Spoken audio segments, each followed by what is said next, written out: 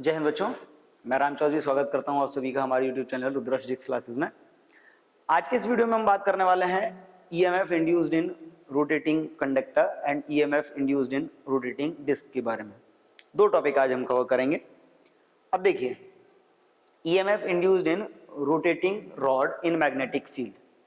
Suppose ये एक uniform magnetic field है, क्रॉस से हम रिप्रेजेंट कर रहे हैं, इसका मतलब ये फील्ड कैसा है, परपेंडिकुलर एंड इनवर्ड है। और इस इनवर्ड मैग्नेटिक फील्ड में एक रॉड जिसकी लेंथ L, हम L लेंथ की एक रॉड कंसीडर करते हैं जो इस मैग्नेटिक फील्ड में रखी हुई है। अब L लेंथ की ये रॉड, मान लीजिए यहां पे हमने एक रॉड ले ली इस टाइप से,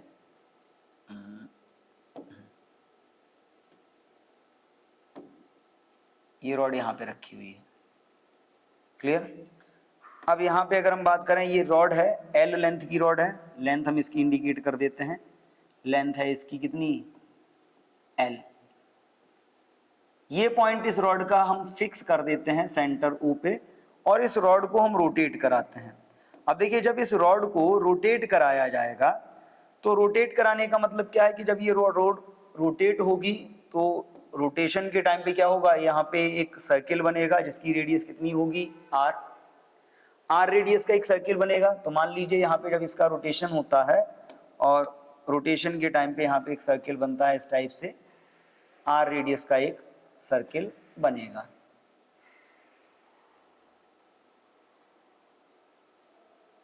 क्लियर? ये बन गया आपका R रेडियस का एक सर्किल। ठीक है, R रेडियस का एक सर्किल बन गया। अब यहां पे देखिए, ये जब मोशन करेगी तो इस टाइप से सर्कुलर मोशन इसका होगा। सपोज ये एंड इसका फिक्स है, और जब ये मूव करती है तो इसकी जो एंगुलर वेलोसिटी है वो कितनी है, ओमेगा। ठीक है, सपोज ये रोटेट कर रही है, इसमें एंगुलर वेलोसिटी ओमेगा से। तो जब ये रोटेट करेगी तो रोटेट करने पे क्या होगा, इसके रोटेशन के कारण इससे पास होने वाला जो फ्लक्स है, इस रॉड से पास होने वाला फ्लक्स चेंज होगा, and due to the change in flux इस रॉड में एक EMF इंड्यूस हो जाएगा। अब उसी इंड्यूस्ड EMF के लिए अगर हम बात करें तो यहां पर देखिए, सपोज एट एनी इंस्टेंट ये रॉड अपनी इनिशियल पोजीशन से मूव करके थीटा एंगल पे आ जाती है। कितना टाइम लगता है इस पूरी प्रोसेस में, T। यहां से इसने मूव करना स्टार्ट किया था, यहां से मूव करके ये यहां पर पहुंचती है, थीटा एंगल क्रिएट करती है, और T टाइम में ऐसा होता है। तो अगर हम इस रॉड के लिए बात करें तो यहां पर देखिए, यहां पे अगर बात करते हैं for complete rotation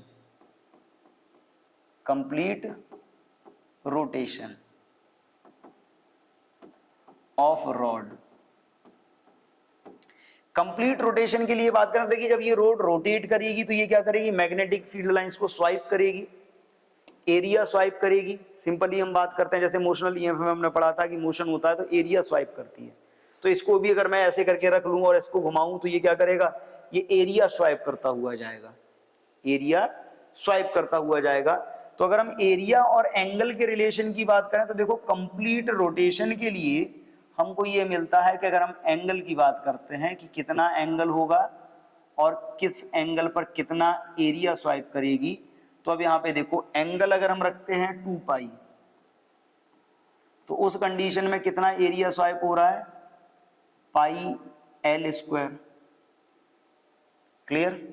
pi L square. और अगर हम यहां से बात करते हैं कि ये आपका कितना होता है, 1 डिग्री,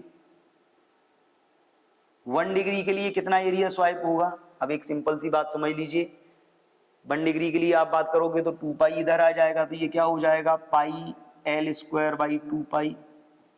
तो सिंपली ये आ गया आपका कितना, L स्क्वायर बाई 2 पाई। कितना एंगल ये रोटेट कर रही है, थीटा एंगल इसने रोटेट किया है, तो सिंपली यहाँ पे हो जाएगा थीटा के लिए L square upon 2 pi into theta. Clear? L square into 2π/θ। अब इस सिंपल से इसमें देखिए कि जब इसने ये रोटेशन किया तो इस रोटेशन के टाइम पे अगर हम इसके एरिया की बात करें, एक मिनट फिर से समझ लीजिए, इसका एरिया ये हो गया L² 2π/θ। कंप्लीट रोटेशन हुआ है आपका आके कितने पे, हाँ ओके ओके ठीक है। अब यहाँ पे देखो, जब आपको मिल गया यहाँ पे कि एंगल की वैल्यू मिल गई कि थीटा एंगल पे ये कितना रोटेट करेगी, थीटा एंगल पे कितना एरिया होगा 1/2 L²। Okay okay okay okay sorry, देखिए यहाँ पे थोड़ा सा मिस्टेक है, ये पाई से पाई क्या होगा, कैंसिल हो जाएगा, कैंसिल यहाँ पे पाई हो चुका है। तो अगर हम यहाँ पे थीटा एंगल के लिए बात कर रहे हैं तो थीटा एंगल के लिए कितना आएगा, ये एरिया जो होगा आपका थीटा एंगल के लिए एरिया हो जाएगा आपका 1/2 L² इंटू थीटा। अब यहाँ पे देखो नाउ, अगर आप इंड्यूस्ड ईएमएफ की बात कर रहे हो तो इंड्यूस्ड ईएमएफ इन कॉइल, कितना ईएमएफ इंड्यूस होगा कॉइल में, उसके लिए आपने फॉर्मूला पढ़ा हुआ है, E इज इक्वल क्या होता है d∅/dt। d∅/dt का मतलब है आप यहाँ पे वैल्यू प्लेस करोगे तो ये क्या हो जाएगा d/dt, फाई का फॉर्मूला होता है B इंटू ए। अब यहाँ पे देखो B आप बाहर ले लीजिए, B को आप बाहर ले लोगे तो इस सिचुएशन में जो आपका आएगा कितना आएगा, देखिए B आपका बाहर आ गया तो B बाहर आ जाएगा तो ये EMF किसके इक्वल होगा, EMF is equal B into d/dt। Area, area की वैल्यू क्या है, हाफ L² इंटू थीटा। अब यहां पे देखो जब ये रॉड रोटेट कर रही है, सिंपली जब ये रॉड रोटेट कर रही है तो during the rotation of rod, due to the rotation of rod क्या चेंज हो रहा है, एंगल चेंज हो रहा है, बाकी कुछ क्वांटिटीज तो चेंज हो नहीं रही। तो ये जो डिफरेंशिएशन होगा वो एंगल के रेस्पेक्ट में होगा, बाकी के टर्म्स बाहर आ जाएंगे तो क्या होगा, हाफ BL² बाहर आ गया, ये क्या हो गया आपका d∅/dt। और देखो d∅/dt angular displacement per unit time, इसी को बोलते हो एंगुलर वेलोसिटी। तो इस सिचुएशन में अगर आप बात करते हो तो कितना डेवलप हुआ, E is equal half BL² omega, जहां पे आपका L is the length of the rod and omega is the angular velocity. फिर से समझ लीजिए कि जब भी ये रॉड रोटेट करेगी तो during the rotation of the rod it will swipe the area और कट द फ्लक्स लाइंस, ये एरिया स्वाइप करेगी या यूं कहें ये फ्लक्स लाइंस को कट करती हुई जाएगी, due to which EMF is induced in this rod. और अगर EMF कैसे फाइंड करना है तो उसके लिए समझ लीजिए एंगल एरिया का अगर हम रिलेशन देखते हैं तो 2π एंगल पे एरिया कितना है πL²। अगर हम बात करते हैं 1 डिग्री पे तो ये हो जाता है L²/2, पाई से पाई तो कैंसिल हो चुका, पाई से पाई जो है आपका कैंसिल हो चुका है। अब इसके बाद अगर हम बात करते हैं कि थीटा एंगल पे कितना होगा तो थीटा एंगल के लिए एरिया आपका कितना आएगा, एरिया इज इक्वल हो जाएगा हाफ L² इंटू थीटा। क्योंकि इसी एरिया के स्वाइप होने के कारण EMF इंड्यूस हो रहा है तो हम फॉर्मूला अप्लाई कर सकते हैं, EMF is equal d∅/dt d/dt B into A. Area की वैल्यू रखी तो d∅/dt हमको यहां से मिल रहा है, that is called the angular velocity. अब इसमें देखो जो EMF इंड्यूस हुआ, इस इंड्यूस्ड EMF की डायरेक्शन, इंड्यूस्ड EMF की डायरेक्शन हम कैसे फाइंड करते हैं, तो अब देखो डायरेक्शन को फाइंड करने के लिए हम क्या यूज करेंगे, सिंपल सा वही फॉर डायरेक्शन, जो इंड्यूस्ड EMF होगा उसकी डायरेक्शन को फाइंड करने के लिए हम यूज करेंगे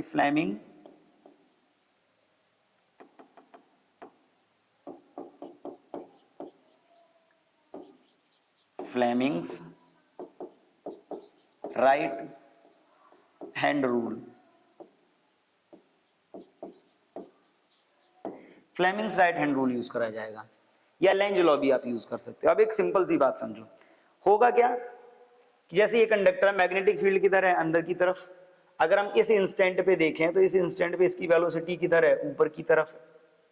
इस इंस्टेंट पे इसकी वेलोसिटी है वो किधर है, ऊपर की तरफ है। तो अगर हम इसकी बात करें कि करंट हमको कैसे फाइंड करना है, तो करंट को फाइंड करने के लिए एक सिंपल सा है कि ये वाली राइट हैंड रूल के अकॉर्डिंग ये वाली उंगली होती है मैग्नेटिक फील्ड की तरफ, थंब होता है करंट की डायरेक्शन में, और ये किसकी डायरेक्शन में होता है, थंब होती है वेलोसिटी की डायरेक्शन में, और मिडिल फिंगर होगी करंट की डायरेक्शन में।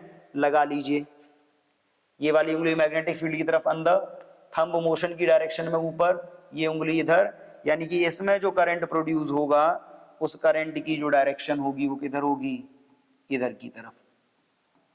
यानी कि करंट इस टर्मिनल से बाहर आएगा तो ये पॉजिटिव और ये वाला एंड निगेटिव हो जाएगा।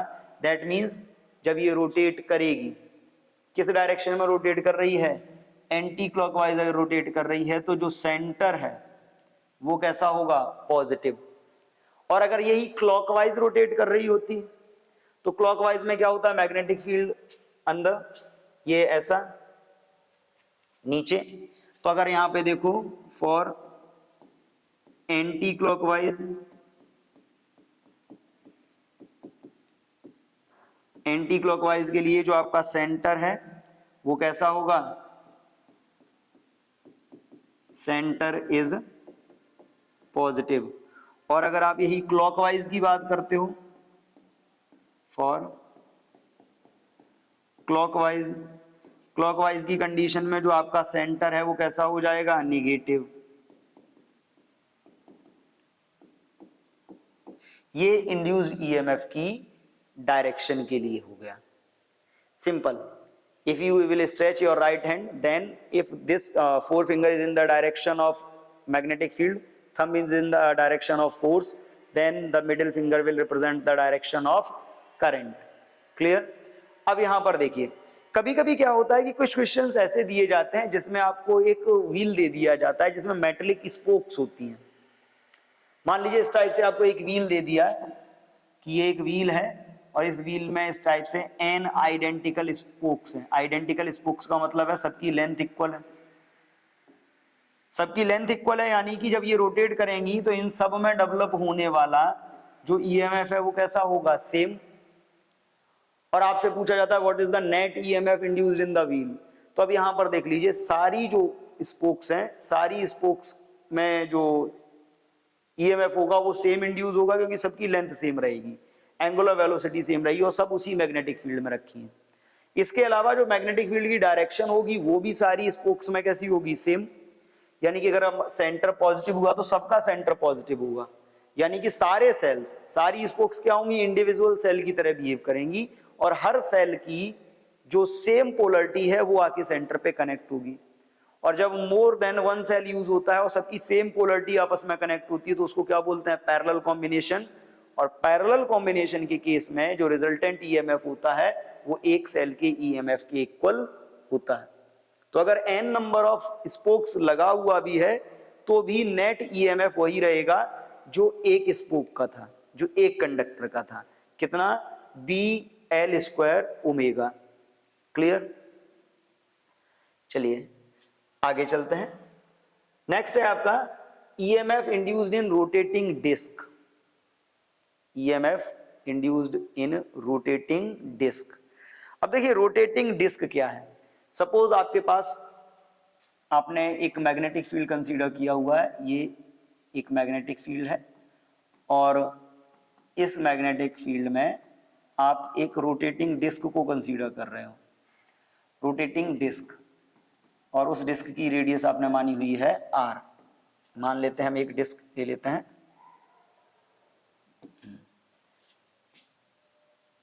सपोज ये एक डिस्क है और इस डिस्क की जो रेडियस है वो ये रही r। क्लियर? अब यहां पे देखिए,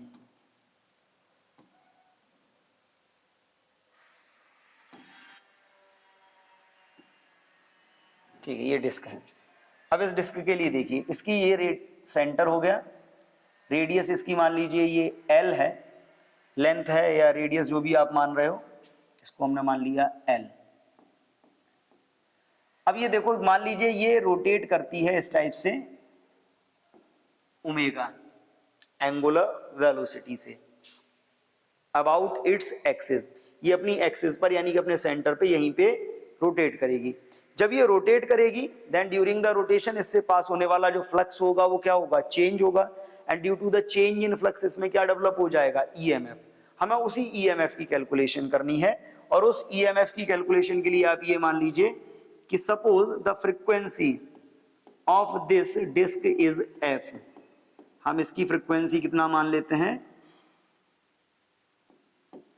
एफ है, और फ्रीक्वेंसी का मतलब क्या है, नंबर ऑफ टर्न्स कंप्लीटेड पर सेकेंड। एफ फ्रीक्वेंसी है, ओमेगा क्या है इसकी, एंगुलर वेलोसिटी हो गई, एंगुलर वेलोसिटी। तो अगर हम ओमेगा और एफ के रिलेशन को देखें तो ओमेगा और एफ का जो रिलेशन होता है वो होता है 2 पाई एफ। क्लियर। और हम ये मान लेते हैं कि जो एल है, एल किसकी है, एल क्या है इसकी, रेडियस है। क्लियर, एल इसकी रेडियस है।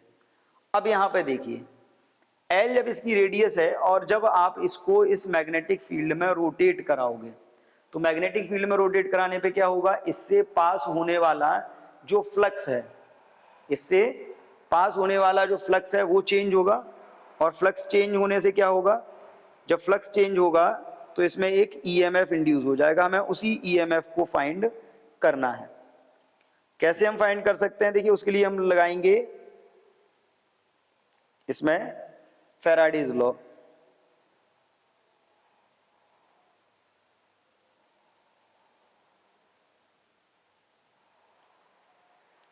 क्लियर। अब वहां पे देखिए,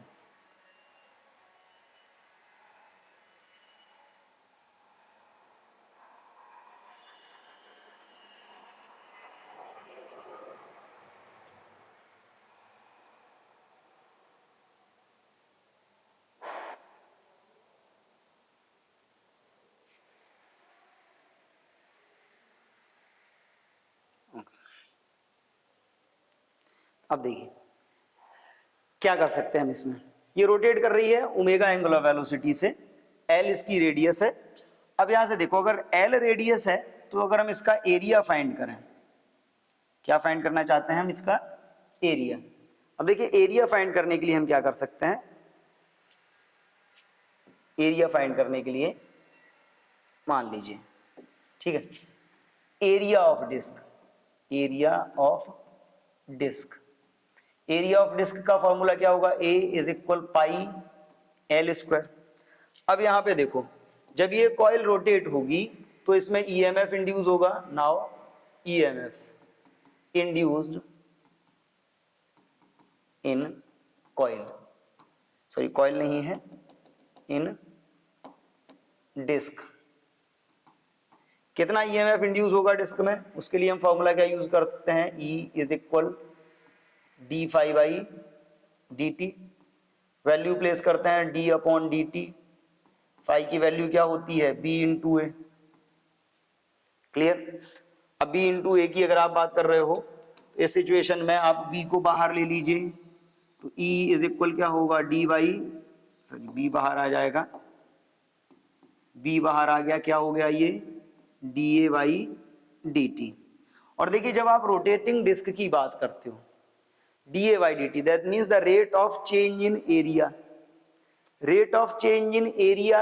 अब देखो कितने बार, मान लो एक साइकिल चेंज हुआ, एक चक्कर उसने लगाया 1 सेकंड में, तो एरिया, 2 चक्कर लगा लिए तो डबल ऑफ एरिया, 3 चक्कर लगा लिए तो ट्रिपल ऑफ एरिया। रेट जो होगी वो कितने रोटेशन कर रहा है उस पर डिपेंड करेगी। तो रोटेशन की अगर आप बात करते हो तो इसके बेसिस पे अगर आप समझो तो यहाँ पे जो rate of change in area होगा वो कितना होगा, जो आपका D A by D T है ये आपका इक्वल होगा, जैसे हमने एक रोटेशन 1 सेकंड में कंप्लीट कराया तो एक बार एरिया चेंज हुआ, डबल रोटेशन करा दिया तो 2 बार एरिया चेंज हुआ, ट्रिपल रोटेशन कराया तो 3 बार एरिया चेंज हुआ। यानी कि फ्रीक्वेंसी एफ है तो कितने बार एरिया चेंज होगा, एफ टाइम्स एरिया चेंज होगा, तो ए इंटू एफ हो जाएगा। अब इस सिचुएशन में अगर हम मैग्नेटिक फील्ड की बात करते हैं, ईएमएफ की बात करते हैं, कितना इंड्यूस होगा, कितना ईएमएफ आएगा वो समझिए, E is equal B into A into F, E is equal. अब देखिए एरिया, एरिया की अगर आपसे बात करी जा रही है तो एरिया का फॉर्मूला क्या होता है, एरिया इज इक्वल होता है pi into L square. Pi into L square. और जो आपका एरिया फ्रीक्वेंसी है, फ्रीक्वेंसी का अगर आप फॉर्मूला निकालते हो तो फ्रीक्वेंसी का फॉर्मूला क्या आएगा, ओमेगा अपॉन 2 पाई। एरिया की वैल्यू आपकी जैसे बी ये था, एरिया की वैल्यू हो गई आपकी, यहां से हमने फाइंड करी है पाई इंटू एल स्क्वायर। और फ्रीक्वेंसी अगर आप यहां से फाइंड करते हो तो फ्रीक्वेंसी का फॉर्मूला क्या हो जाएगा, अगर आप यहां से देखते हो तो फ्रीक्वेंसी इज इक्वल हो जाएगा 2 पाई इधर जाएगा अपॉन में, तो ओमेगा अपॉन 2 पाई, पाई से पाई कैंसिल, फिर से क्या आ जाएगा, E is equal 1/2 B L square omega. Clear? यानी कि अगर आप किसी डिस्क को भी मैग्नेटिक फील्ड में रोटेट कराते हो तो डिस्क को रोटेट कराने पर भी उसमें जो ईएमएफ इंड्यूस होगा वो भी रोटेटिंग रॉड के ही इक्वल होगा।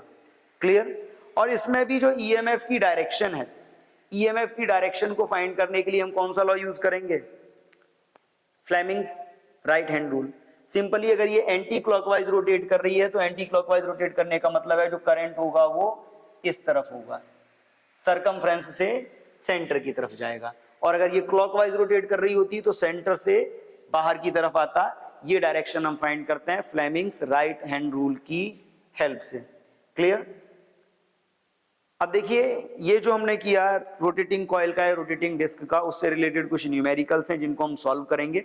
अब न्यूमेरिकल्स में देखिए, पहला दिया है circular copper disc of 10 centimetre radius rotates at 20 pi radian per second about an axis through its center perpendicular to the disk.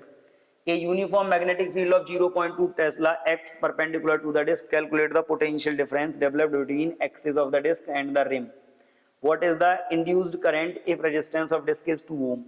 क्या क्या गिवन है, पहले हम गिवन कंटेंट पे आते हैं। हमको गिवन है रेडियस यानी कि L गिवन है आपको 10 सेंटीमीटर, एंगुलर वेलोसिटी कितना है 20 पाई। इसके बाद अगर हम बात करते हैं 20 पाई हो गया, मैग्नेटिक फील्ड कितना है 0.2 टेस्ला। क्लियर है? रेजिस्टेंस और दे रखा है 2 ओम। क्या क्या फाइंड करना है हमको, पहले तो ईएमएफ फाइंड करना है यानी कि वोल्टेज, पोटेंशियल डिफरेंस का मतलब हो गया वोल्टेज, जिसको हम वोल्टेज बोल रहे हैं। और हमको क्या फाइंड करना है, करंट फाइंड करना है। अब इसके लिए देखिए कैसे आप सॉल्व कर सकते हो। V यानी कि E इज इक्वल क्या होता है, half B L square omega. Half B की वैल्यू कितनी है 0.2, L कितना है आपका 10 सेंटीमीटर मतलब 0.1 मीटर। हम चाहें तो हम इसको लिख सकते हैं 0.1। ओमेगा कितना है 20 पाई। देखिए 20 पाई की अगर हम बात करते हैं तो ये क्या होगा, 2 से ये कैंसिल हो जाएगा, कितना हो जाएगा 10। 10 पाई का 0.2 में मल्टीप्लाई होगा तो ये हो गया आपका 2 पाई इंटू 0.01। 0.01 यानी कि 2 पाई की वैल्यू होती है 6.28 इंटू 0.01, सिंपली 0.062 0.0 आप इसको लिख सकते हो 6.28 इंटू 10⁻⁻² वोल्ट। क्लियर?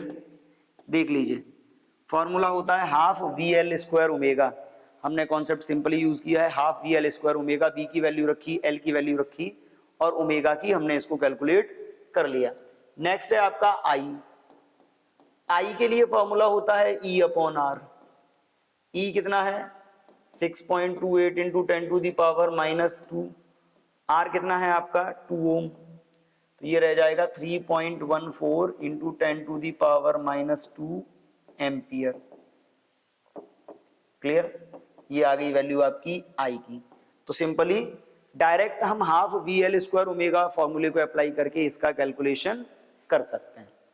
क्लियर है? मूव करते हैं नेक्स्ट क्वेश्चन पे। नेक्स्ट है, a cycle wheel has 20 metallic spokes each of 0.2 metre long. It makes 60 revolutions in 1 minute in a plane normal to Earth's magnetic field of 0.4 into 10 to the power minus 4 Tesla. Calculate the induced EMF. अब देखिए frequency इसकी दी है, क्या क्या given है, number of metallic spokes कितना है 12, length कितनी है स्पोक की 0.2 मीटर, कितने रिवॉल्यूशन, फ्रीक्वेंसी दी है 60 आरपीएम, 60 रिवॉल्यूशन पर मिनट. अब देखो 60 रिवॉल्यूशन पर मिनट है तो यहां से हम पहले ओमेगा फाइंड करते हैं. तो ओमेगा इज इक्वल होता है 2 पाई एफ. तो अब omega is equal 2 pi F होता है, आप इसको फाइंड करोगे तो कितना होगा 2 pi multiplied by 60 upon minute है 60 रिवॉल्यूशन पर मिनट, दैट मीन्स 2 पाई. एक मिनट में 60 रिवॉल्यूशन हो रहे हैं, यानी कि एक सेकंड में कितना रिवॉल्यूशन, एक, यानी कि 2 पाई एंगुलर वेलोसिटी इसकी आ गई 2 पाई.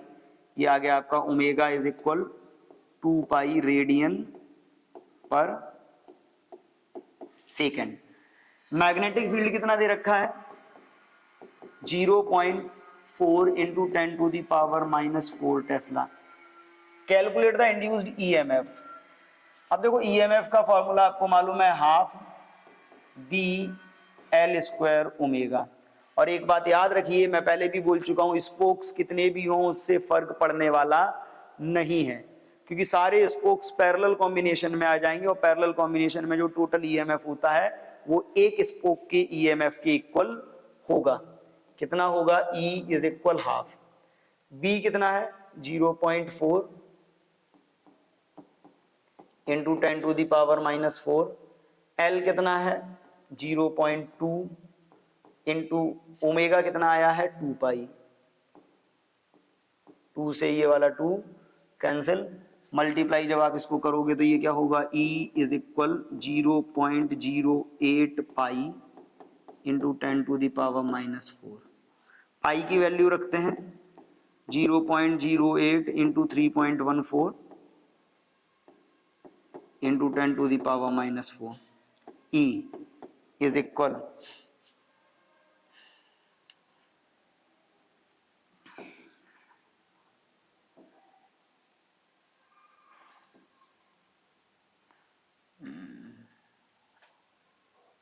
25.12 सॉरी 2 2 4, ये होगा 0.2512